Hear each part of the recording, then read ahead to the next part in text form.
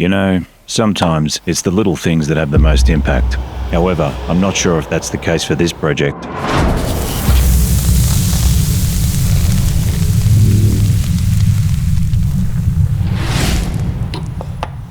When it comes to producing a new video for my channel, finding an entry point into telling the story behind the inspiration for the subject of the video may be challenging at first. Then, something inspired occurs and the hidden meaning contained within the object I've manifested reveals itself to be the very purpose for me to make this video.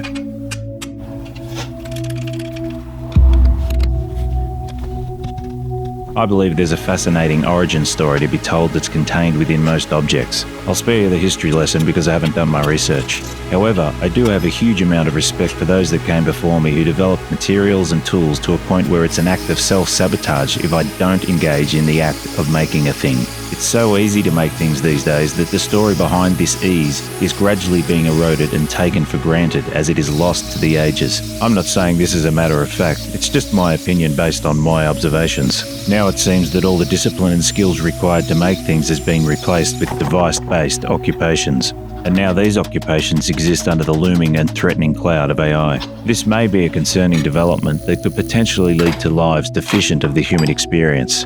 Perhaps this is concurrently occurring as large portions of humans seem to be sleepwalking through a digital existence.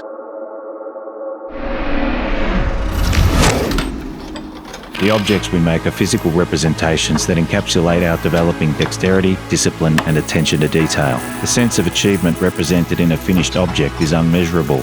When you consider that you never really know at what time in the future or who it may inspire to adapt the idea and generate something completely new. Similarly, I've discovered things from the past that have influenced me to make something in the present that may inspire someone or something in the future.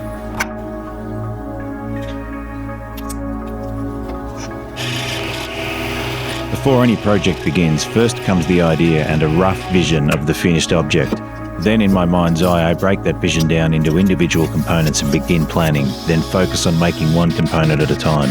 Sometimes this approach is derailed with something that was not anticipated in the planning process, but I adapt, overcome, and move on.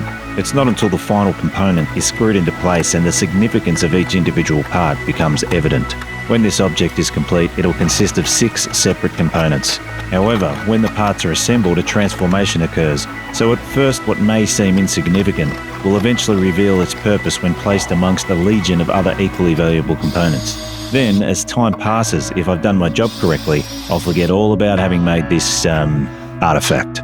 Placed a few guidelines on these 2 pieces that are currently connected. I'm just going to start filing and, hopefully it works out pretty swish.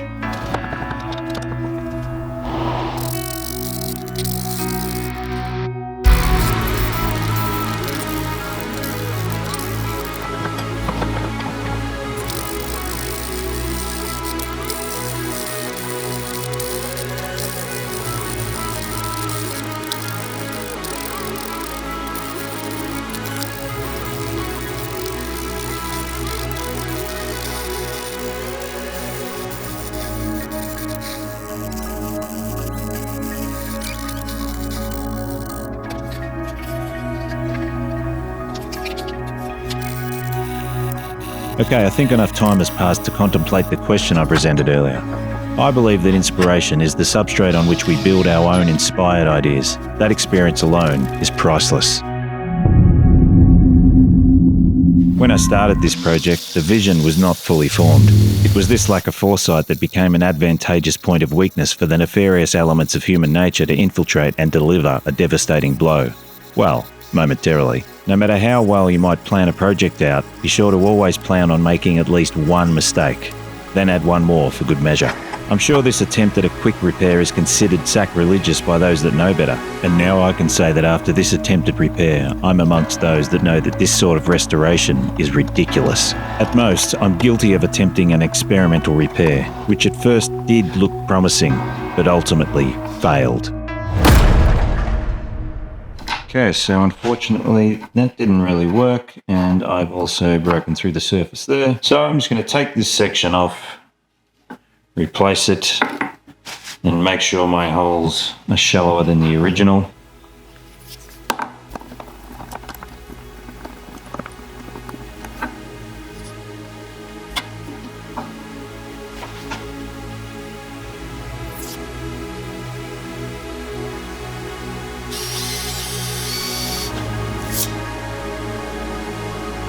Off screen, I tapped the 3 holes with an M4 thread. Then, with my pride well in check, I moved on. Then, my somewhat neglected scroll saw was targeted as an alternative to the hacksaw for rapid material removal. It was also an opportunity to explore its limitations, edging it towards breaking point. At worst, I could have broken a blade or two, but I had no such luck. This scroll saw limit testing may have been an unconscious reaction to my self-induced failure, otherwise known as frustration.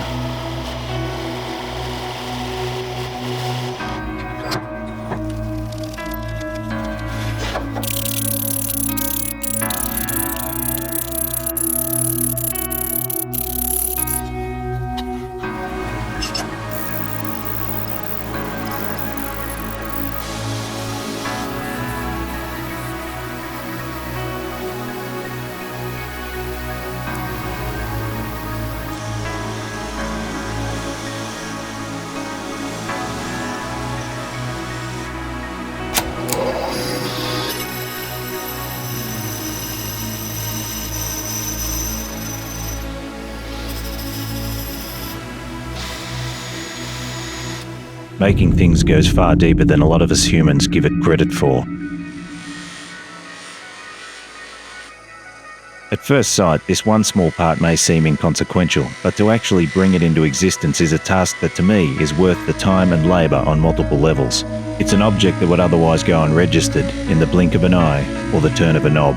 I'd say that the unnoticed use of an object is a fundamental key to unlocking good design. If it takes more than a little effort to use, we humans notice, and that thing is then not used. Inertia sets in, and eventually it's disregarded or disposed of.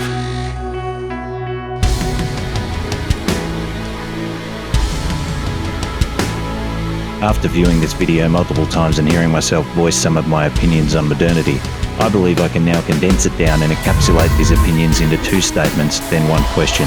You never really know where potential lies or how or when it may appear. Life is not lived in a digital vacuum, so what are you waiting for?